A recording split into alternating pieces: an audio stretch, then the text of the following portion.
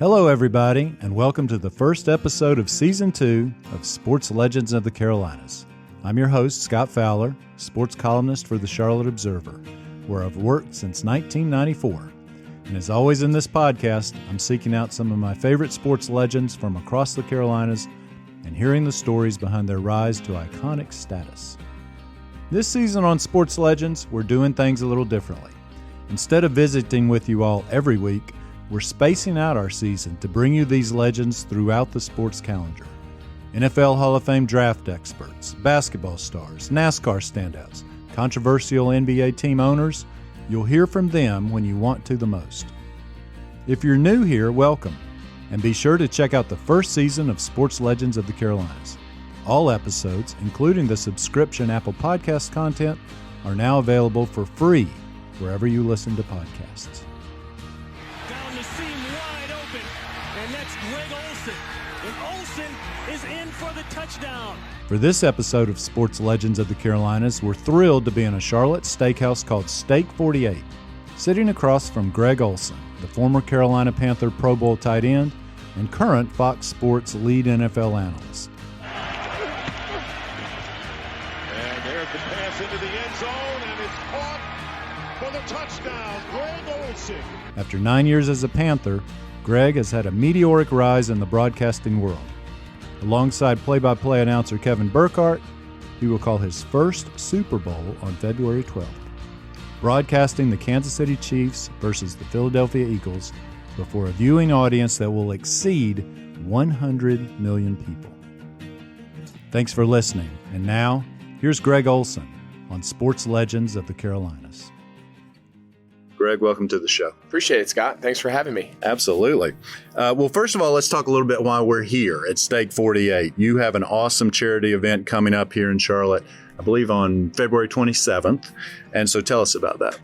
Yeah, we're really fortunate. For anyone who lives in Charlotte, the most popular restaurant probably by far right now currently is Steak 48. You can come in here any day of the week and probably run into a half dozen or so people that you know. And it's really been an unbelievable kind of addition to the culinary kind of experience here in Charlotte. And about a year and a half ago, some of the owners, Oliver and his team here at Steak 48 approached us. They were aware of our work with Levine Children's Hospital through our program, The Hardest Yard. And they offered up a similar event that they've done at some of their other locations, specifically out in the Scottsdale area, and offered us the restaurant. And they said, we will provide the food, we will provide the restaurant. All we ask is that you take care of our servers and our team. And we would love you guys to bring all of your nearest friends, donors, companies that you work with, and we will have an unbelievable night. We'll give them a top of the line dinner experience, and all of the money gets donated to the Hardest Yard, which of course we pass through to the families we serve at Levine Children's Hospital. And last year, for our first year, we had never really done something like this, kind of a high-end kind of dinner intimate experience. And to say it was a success would not be doing it justice. So we are fortunate enough now to be doing it again. As you mentioned, we're doing it here in a couple weeks on the 27th of February. We always do it in February because it's Heart Month. So that last Monday in February, we'll be here again at Steak 48, and we'll have 250 of our closest friends just having a great night, dinner, drinks, tell our story of what the Hardest Yard is, and at the end of the day, be able to give a pretty good check to our families at Levine Children's Hospital that we continue to serve. And for those who don't know your personal connection to the Hardest Yard, explain. So the Hardest Yard is a program that my wife, Kara, and I started back in 2013. So shortly after I was traded here to Charlotte, to Carolina, to live in Charlotte, my wife and I found out that our, at the time, yet to be born son, TJ, we were pregnant with him shortly after my first year. So 2012, he was diagnosed with a very serious heart condition prior to being born, called hypoplastic left heart syndrome. He was born with a non-fully functioning heart, and through the subsequent years to follow, he had 4 open heart surgeries, and then the fall of 2021, he had a heart transplant. And so the Hardest Yard is our family's program that we run through our foundation. We provide inpatient services, outpatient services to the cardiac families. We built a 25,000 square foot Hardest Yard Congenital Heart Center, which is attached over at Levine Children's Hospital here in Charlotte, which serves all of the different subspecialties of pediatric cardiac care here with Levine Children. So it's something that we've been doing now almost for 10 years. That we're about to celebrate our 10th anniversary here in a couple weeks. And we're very fortunate for the community support. We're so fortunate that the program has continued to grow. We just launched our second facility out in Charleston at MUSC Children's Hospital. So we are kind of spreading our wings and trying to reach across more of the Carolinas. And it's all due to events like this and just continued community support. TJ's struggle, you and your wife have been very public with, and I understand he's doing well. So give us an update on TJ now. Yeah, TJ's doing great. So last summer, he celebrated his 1-year anniversary. So he's about a year and a half out now and tried basketball for the first time this year through school. That was something that he never could really do. It was a little too cardio, dependent and exhausting for him. So he's playing on his school's basketball team, which has been really fun for him. He had never played before, plays baseball. He's done that the most. It just always worked with his abilities and what he was able to do and whatnot. But he is as happy. He is as healthy. He is growing. He's big and strong. He's doing really well. We continue to get really good checkups when we go back. We're just his cardiac team here in Charlotte. Just from the day he was born, from the surgeons to the nurses to the team, and then of course now his transplant cardiology team that follows and handles his care for here on out is truly remarkable. And the fact that we were able to get all of that high level, very critical care without ever leaving more than 15 minutes away from our house is something that's not lost on us. And it's a big reason why we spend so much time and effort in this community to continue to elevate that care and continue to elevate the access to that care for people around the Carolinas, to let them know that I hope they never need Levine Children's. I hope they never step foot in it. But if unfortunately they ever needed that for their son or daughter, the fact that it's in our own backyard, we learned firsthand just how precious that is. It's remarkable, really, what y'all have done. And that facility, which I've been inside, is just fantastic. And he is in middle school now. How old is he? He's in 4th grade. Yeah, okay. So he's still in lower school. He's 10. That's amazing. Okay, well, let's switch gears a little bit. So you're calling your first Super Bowl in the broadcast booth, at least. You're only 37. And you're about to do something it takes so many broadcasters decades to achieve. So if they ever achieve it at all. So are you nervous about it? I would be lying if I said I wasn't. I don't know if nervous is the right word, but you're kind of anxious, like you're ready for it to be here. You have so many people that offer you up advice. I remember getting advice before I called the Thanksgiving Day game this year. And, the audience is a little bigger. We had 40 some odd million people watching that game. And you get a lot of advice from the folks on the team that have called a lot of big games, and our producer and director and some of the members of the crew. And, that's like your first big check box. And then you kind of go throughout the course of the year. I've been fortunate that we've called a lot of big games. Just last week called my first ever playoff game up in Minnesota when the Vikings lost to New York. So I've been able to kind of slowly, gradually build calling bigger and bigger games. But as we know, there's nothing like the Super Bowl, the entire experience. And you're right. I think the fact that I'm able to do it in such a short period of time is less a testament to me and just more of a testament to Fox has believed in me before I even said I wanted to do this. I was a player back in 2017 and people lost their minds because on my bye week, they gave me the opportunity to call a game, which coincidentally happened to be up in Minnesota where I just made my playoff debut. So I've been very fortunate. They believed in me from the very beginning. And I've had some really cool opportunities in TV and, none bigger, though, than this year being on the A team, being on the lead crew, and obviously going through the entire playoffs, NFC Championship, and then culminating, as you mentioned, out in Arizona for the Super Bowl. So nervous, anxious, excited. I would say it's kind of a blend of all of those. So explain something to me. So you're on the A team, as Fox terms it, right? And this group of people who travel from city to city each week, and most of them have been together forever, right? And you and Kevin are new to it this year. So Tom Brady retires, then what happens? Well, that's the $375 million question. And to be honest with you, I don't have the answer. I don't even know right now if Fox has the answer. I think we knew going in exactly what the situation was. I was on the B crew last year with Kevin. Joe and Troy ended up leaving to go to ESPN Monday Night Football, and it left an opening with the Fox A crew, an opening that hadn't been there in over 20 years. And like you said, the the team there had been together for a long time. Aaron Andrews and Tom Rinaldi and the producer and director, they've been calling Super Bowls and doing the lead crew now for 2 decades. And for Joe and Troy to leave and have that opening was a very unique situation.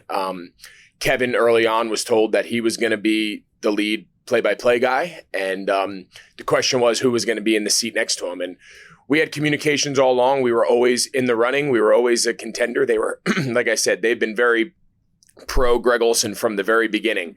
But at the same time, I'd only done one full season. And while they were happy with how it went, there's a big difference between doing it for 20 years and maybe having a little bit of a bigger profile and a bigger name. And that's just the reality of it. So when Tom Brady, the situation with Tom came up and he signed a contract, even though he was going to play another year at least, it made things a little interesting. And obviously they signed me to do it in the meantime. And I hope Tom continues to play, but I knew what I was getting into. I understand the reality of the situation. If it's just 1 year, make the most of it, have some unbelievable experiences, call some of the biggest games in NFL history.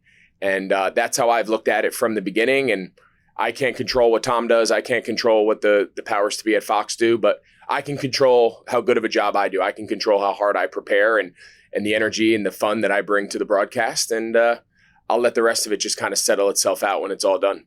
And you, I was reading somewhere the story of how you addressed the elephant in the room the very first time in September when you had Tom for a game, right? I know you've had him four times or something now. Yeah. But that first time, how did you go about that since both of you are very aware of this unusual dynamic? Yeah, and I think that was the thing talking with Kevin leading up to the game. I said, we got to just address it, right? It's going to be, I don't know how Tom feels. I never spoken to him about it, but listen, we all understand, like I'm doing a production meeting with him and potentially he could be taking my job. And it's a weird dynamic. Yeah. So we were just sitting there and we were just kind of shooting the shit a little bit. And we were talking and he was asking us how we doing. And I was just like, Tom, you should just leave this TV stuff to me, man. I was like, it's miserable. You're not going to and he got a kick out of it. And I think it just kind of ripped the Band-Aid off and just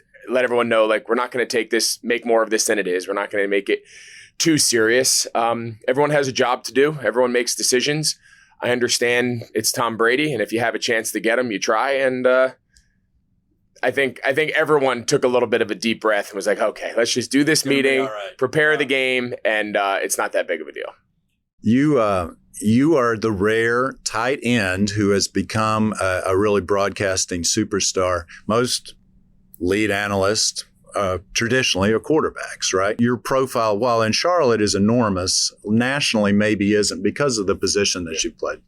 Yeah, and I always knew getting into TV and specifically calling the games, the reason that I was drawn to calling the games, frankly, versus some of the studio stuff is a lot more resume dependent, right? You want to sit at one of those big desks. You're wearing gold jackets. You got multiple all-pros. You're typically a quarterback. It's just, there's a little bit of a different dynamic to those studios as they put those crews together. And frankly, I knew for me, the only way I was ever going to ascend to being in that top category, that A crew or that top studio show, was going to be by just being good at it, right? It was not going to be that I was going to get the seat because of playing quarterback on a big time, out of New York City and playing in Super Bowls and winning. It's just, that was not me.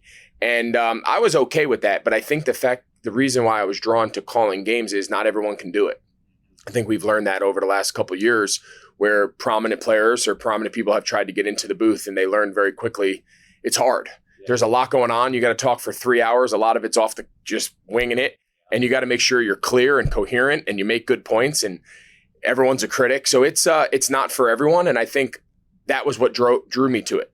And I knew that as long as I was good, I could ascend because I could maybe pass by guys who had better playing careers or had more prominent names or played quarterback or played in bigger markets, whatever the situation is. So that's why I feel like I've been able to do it. I think the fact that I did play tight end actually helps me.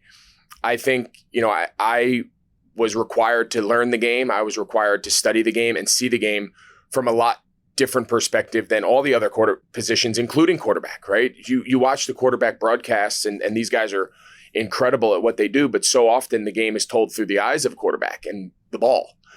Well, there's a lot other things going on, and typically the viewer at home sees the ball. Typically the viewer at home is following the ball, but show me the protections and show me what the defense is doing. Like, give me some other layers that make this game as interesting as we all know it to be, and that's been something that we've really tried to lean into, is like bring a whole collective, fun, comprehensive learning experience, but also keeping it fun and light and not boring people to death. And I think for the most part, people have responded pretty well to that, and I think my position has actually helped me. Yeah, and you're so good at diagnosing. That's what I don't see how you're doing it in real time, but and I'm not saying this just because we've known each other a long time, but I think you're doing so well partly because you're so quick.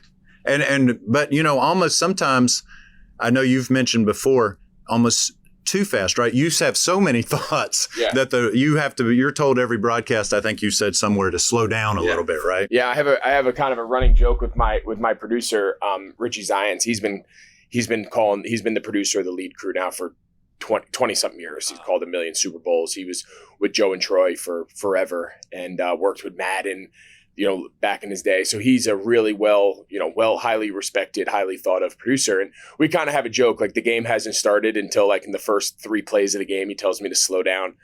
and something I've really had to learn, and this was something that I had to learn kind of as a player too, is, you see a little, see a lot, right? And the inverse of that is you see a lot, you see a little. And I think as a broadcaster, there's so many cool things happening on every single play. There's 5 interesting talking points you can give on every play in the NFL. There's so many, at least in my mind. Yeah. But the reality is that doesn't make for great TV. That doesn't make for a great viewing experience. So I have to make sure I'm mindful that I can't get every thought I have on every single snap in 15 seconds without just rambling on and on and on and just driving people crazy. So that there is a little bit of even if you think it's great, this might not be the time. Put it in your back pocket. There's 3 more hours to go. Yeah. You'll get back to it, and that's been, again, a lot of this is just a great learning lesson for me. And, but that's what makes it so fun. Like, every week I learn and experience something different that you don't know until you know. And that's what's been so exciting and been so enjoyable about the process. We'll be back right after this.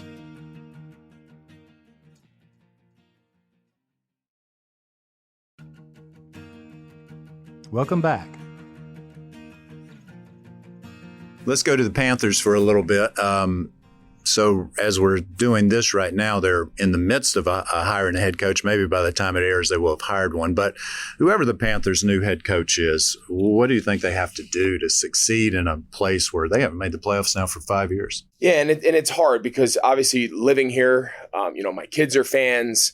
This is all my kids know. Right? My entire career, as far as they're concerned, was in Carolina. This is their home. This is the kids they go to school with. This is the radio they listen to. This is our home. So, we want the Panthers to do well. We are going to forever be fans of the Panthers and cheer for them. And we want the city, and I want my kids selfishly, and their friends and their schools, to get back to what it was for those 5 or 6 years, where on Friday kids wore Panther jerseys and that stadium was packed, and there was no, what are you going to do on Sunday? Like, if there was a home game, you were coming to the Panthers game, right? Like, I want that for our city. I want that for our kids. I want that for all of us selfishly. Like, for during the fall, this is a Panthers town, and really have that buzz like we had, when we were running there for a couple of years. So I think they've got to come in. Obviously, Wilkes did it last year, which is just kind of steady the boat, make things baseline, get things back to square one.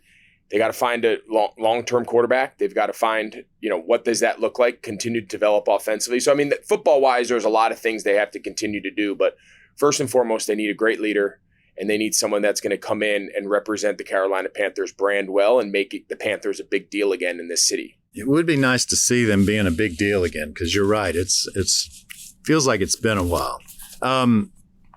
So let's go to the best season the Panthers have ever had, 2015, and that Super Bowl. I still feel like watching that, honestly, Greg, and I rewatched it at some point not too long ago, that you guys actually were a better team overall than Denver. I don't know if you agree with that. There's no question in my mind about that. Yeah. So what happened, and if you, in the benefit of hindsight, if you could play it again, what would you change?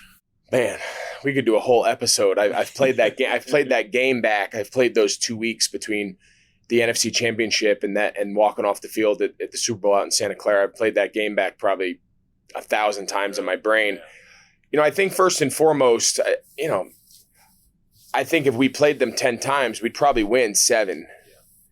I wouldn't say we'd win 9 or 10. But I think we'd win more than half. I think we were better. I think we were more balanced. I think their defense was dominant. I think our defense was dominant. We had the number 1 offense in the league that year. We were averaging 30 points a game. In the playoffs, we scored 30, and then we scored 40-something in the NFC Championship, 44, 45, something like that. So, we were rolling, and our offense was better than their offense. Their defense was probably equally as dominant as ours was that year. So, you got to give them credit. And at the end of the day, their defense had a bigger impact on the game because of the touchdown on the sack, because of the forced fumbles. And for as good as our defense played that day, our offense was so bad, uncharacteristic of that season, that our defense just couldn't do enough to carry us. And, for as bad as we played, I remember vividly standing there in the fourth quarter and we were down 1 score. It felt like everything had gone wrong. We had sacks, we had strip sacks, we had fumbles, we had everything go against us. And we got like 2 or 3 possessions in a row. We got the ball. And it was like, we need 1 score. We need 1 score. And we just never could get it. So, I could. What would you do? If you only could do one thing, though, what would you do different? Like, should you have max protected more? What would have changed something? Or if you could have? I think we did. I don't think there was anything from a schematic, thing that gave us a disadvantage, right? I think it was, you hear coaches say all the time, missed opportunities, and there's all these cliches that coach speak and whatnot. But when you look at how that game broke down, right, we got the ball first. First play of the game, we ran a very similar play that we ran against Seattle, had a shot, couldn't quite block it right. Then on 3rd down, I caught a pass 1.5 yards short of first down. I'm supposed to run a 12-yard route. I want to say it was like 3rd and 9. For whatever reason, I ran an 8.5-yard route, caught it, got hit in the back and tackled, came up 4th and half a yard, we punt. So they had scored, we got the ball back, we hold them, we get the ball back. Koch has that ball down the middle of the field. They rule it incomplete. I know there's a lot of debate about whether he caught it or not. And then I want to say a play or 2 later, we got strip sacked. So you just look at the series, the sequence of events of that game. Then we're rolling and we fumble. Then just things that were just very untraditional of how we had played that year. And what makes the NFL so special and what makes the NFL so unique is, in all the other major sports, if you have a bad day, you get them tomorrow. I'm talking in the playoffs and the championships. You get them tomorrow. You get 1 shot. And I think that's what makes the NFL playoffs so special. And that's what makes the NFL, the Super Bowl, so unique is it's not a totality of different games where you say, I had a 7, I'll get you 4, right? I'm sitting here saying if we played them 10, we might win 6 or 7. We're 0 for 1 and they're 1-0 and that's it. And, we peaked in the NFC Championship. We played that day. Everything we called worked. Every play we ran was open. Every ball that was contested, we caught. Everything worked. And it was the exact opposite in the Super Bowl. And it's a tough pill to swallow, but. That's your biggest regret, I assume, in your career, losing that game? Yeah. Would you say? I think everybody looks back on their career entirely different if we win that game. Sure. From Ron to Cam to all of us. To have Super Bowl, I think when I think back to my career, like that's the only thing I wasn't able to accomplish, right? Individual goals and production and played in some great games and played in multiple NFC championships, won 1, lost 1. All of a sudden, if you put Super Bowl champion, we arguably would have had the greatest season in NFL history. I know the Dolphins went undefeated back in 70 or whatever, 72, but we would have been the first 18-win Super Bowl champion in NFL history. And we were there. We had a shot. We just didn't finish it. Bears must get to the 45 for a first down. Cutler fires downfield, and the catch is made by the tight end Greg Olsen for a Bears touchdown. You scored, I think I look back at this, 63 touchdowns, 14 years in the league. What was your very favorite touchdown you ever scored? It's a good question. I think I'm going to answer you. I'm not dodging the question, but I am going to answer it a little more with a little more nuance. So there's like different touchdowns tell different stories to me. So my first ever touchdown, so I go back to 2007. I got drafted by the Bears. Training camp, last preseason game 4. I bang my knee on the ground in Soldier Field, and I tear my PCL in my knee. So my first 4 games, 2 I missed, 2 I don't do anything. Game 5, we're going Sunday Night Football in Lambeau Field. Brett Favre, primetime game, you name it. And I catch my first ever touchdown in Lambeau Field. We win the game. I had 6 catches, and I was like, all right. That was like I had a tough start, first round pick, the kid doesn't play, you know how that goes. Right. And finally like have my moment where I'm like, okay, like I can do this. I can do this. That one sticks out to me just because the first of anything means a lot. Then as I go through my career, I think of, my first ever playoff game in Chicago against the Seahawks, the first third down in the game. I have a 50-something yard touchdown in the snow, Soldier Field. We end up winning pretty big there. My first ever playoff game, we win. I think here, obviously, the 2015 catch against Seattle, up in Seattle, just because it wasn't a playoff game, wasn't the Super Bowl. I want to say it was like week 6 or 7. It was early in the year. But to me, that was like that win itself, not the catch. The win itself was very symbolic of like, we've turned the corner. Because y'all could never beat Seattle. We could never beat Seattle. We always gave them a run. We always gave them everything we had. We never could get over the hump. So that game, that same year, the catch in the Seattle playoff game in the first half, was probably one of my better just pure catches of my career. So, there's a lot that stick out for, a variety of different reasons. Some catches had great significance to me personally. Some had great significance and an impact of a really important game. But those are the ones that like kind of come to mind. Your favorite NFL player of all time? When I was a kid growing up, granted I grew up in New Jersey, so I grew up in Giants country, and all the Giants coaches, a lot of them lived in our town and their kids played sports with us and were on our teams. I grew up a San Francisco 49er fan. Jerry Rice, Steve Young. I was like after the Montana days, so it was Young and Rice. I remember every year, probably when I was in middle school, for probably 3-4 years in a row, I either got a Jerry Rice jersey or a Steve Young jersey. And Jerry Rice was a guy that I still to this day, when I see him, I had a chance to interview him on my podcast, and that was like a life circle moment. I just always really respected the way he went about it, right? He was, you saw the videos as a kid of him running the hills and how hard he trained. And, he wasn't the fastest guy. He wasn't like, I always resonated with that. Like there was something about his effort and his approach that made him, arguably one of the greatest players of all time. So he was the guy, he was the jersey I was wearing. He was the jersey I hope was under the tree on Christmas morning. Jerry was somebody that still to this day I hold in high regard, and that's been for a long time since I was a kid. Find that slant with your eyes. Pass, pass, pass. Right there. Don't back up. Where are you going? Hey, can I show you what a slant route looks like? You're running 1 yard off the ball. Watch me. 1, 2, 3, and run like this. Yeah, speaking of kids, so one of the things you and I have in common is I have coached tennis, soccer, and basketball were for my kids at one time or the other. And you do a ton of that, more than I do even. Isn't Luke Kuechly your defensive coordinator or something? Yep, yeah. He's under contract. What do you sign him for? What does Luke Kuechly go for these days? We do pizza at least once a week. I get him a lunch. We do a coach's lunch meeting every Thursday at a local restaurant. We kind of move it around. So his compensation is pretty good. Wow. Yeah, it would be hard for anybody to match that. You can't match that. Yeah. Especially Tepper. He can't match that. No way. Right. So what do you enjoy the most about that? And you're a pretty hard-nosed coach, right? Your style is we get after pretty intense. Good. Yeah. I should say yes to that. I this winter actually I'm assisting my daughter's 4th grade basketball team at school. Nice. So I've really found like a new version of myself. It's great. These girls have never played before. They are adorable. They are cute at practice.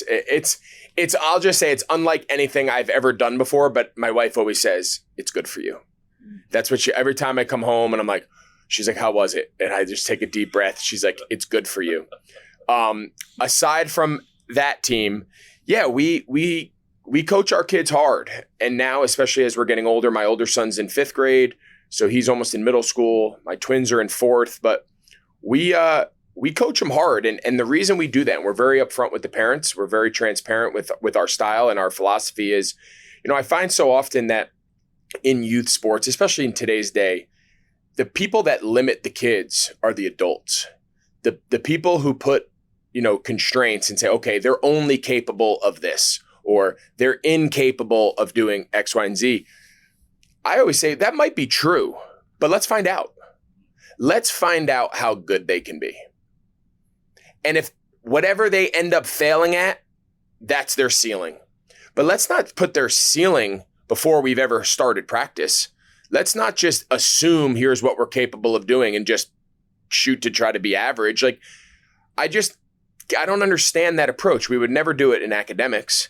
We would never set the curriculum of the year and say, this is all Johnny's capable of learning in math. We should only teach him this. No, you teach him every time you learn one thing, you go to the next and you just keep climbing. So I think the same thing through athletics. I think every kid has a different ceiling. Every kid has different skills, different innate qualities, different level of competitiveness. And that's okay. Not every kid has to be the same, but every kid can be maximized. Every kid can reach he or she's greatest potential. And often it's hard. And often you have to push them beyond their limits, beyond not so much their limits, their parents' limits. What the parents think is capable, what the parents think is reasonable. And 99% of the time at the end of the year, the parents come back and they go, that was incredible. Like, in the beginning, I wasn't really sure, thought it was a little much.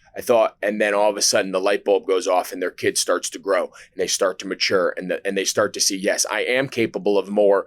Don't hold them back. And oftentimes the kid we give back at the end of the season has grown significantly from the kid you gave us at the beginning. And to me, that's the goal. The wins and losses in between that, I always say that's a byproduct of everything we do. We don't seek out to win games. We're going to win just because we're gonna.